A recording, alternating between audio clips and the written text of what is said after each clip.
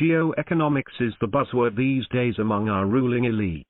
It is recommended as the panacea for Pakistan's economic ills and a sure path to prosperity. However, there is little inclination to define it properly or understand its far-reaching implications. Geoeconomics is about using economic tools and geography to benefit through international trade and other means of interstate economic cooperation. In Pakistan, the term is employed generally in support of promoting intra-regional trade and economic cooperation in South Asia and inter-regional trade between South Asia and surrounding regions.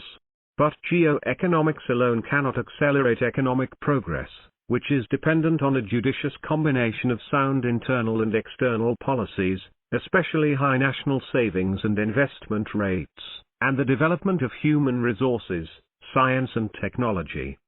Regional economic integration can enhance the prosperity of the participating states through free intra-regional trade, leading to a more efficient allocation of resources, enhanced productivity through increased competition and the economies of large-scale production, and lower prices. However, to fully reap the benefits, these states must have a shared vision of the future, economic complementarities, geographical proximity and cultural affinity. Besides, there must be no serious disputes or hegemonic designs. Unfortunately, in South Asia, barring geographical proximity, none of the other necessary conditions for the success of regional economic integration are fulfilled.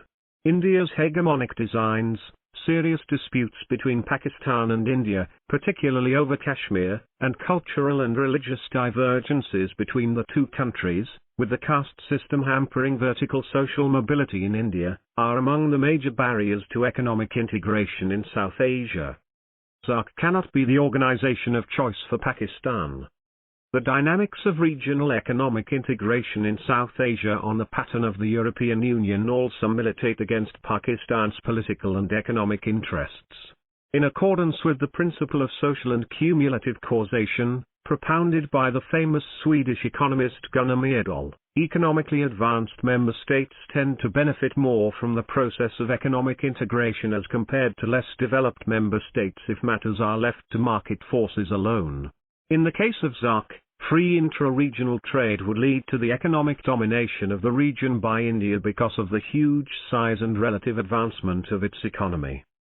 Further, as economic issues cannot be totally divorced from political and security issues, progress towards economic integration inevitably generates pressure for the coordination of foreign and security policies of member states by transferring decision-making powers to the headquarters of the regional organization, as has happened in the EU. The more powerful member states tend to dominate the decision-making process at the regional level. In the case of SAARC, India, because of its economic and political clout, would inevitably dominate the decision-making process, covering both economic and political issues if the process of economic integration is to be unchecked. This certainly would not be in the best interest of Pakistan, which faces an enduring threat to its security from India. Therefore, SAARC cannot be the organization of choice for Pakistan for the purposes of regional economic integration on the pattern of the EU.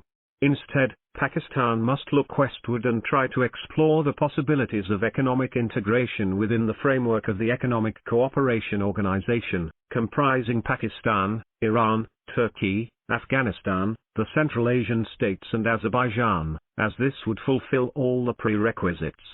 Pakistan's trade and economic cooperation with India, bilaterally or within the framework of SAARC, should be on a level playing field with due regard for the overall security environment and safeguards for the health of its economy.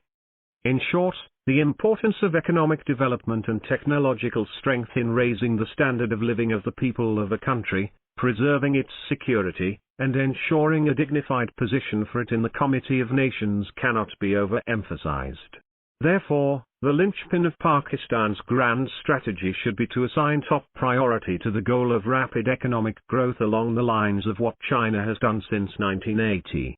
Within this framework, Pakistan should take advantage of its strategic location to develop trade, economic and transportation links with regional countries, always keeping in view its economic and security interests. As historical evidence clearly shows, when it comes to the crunch, Geopolitics always trumps geoeconomics. The writer is a retired ambassador and the author of Pakistan and a World in Disorder, a grand strategy for the 21st century. javid.hussain@gmail.com. Published in Dawn, July 21, 2020.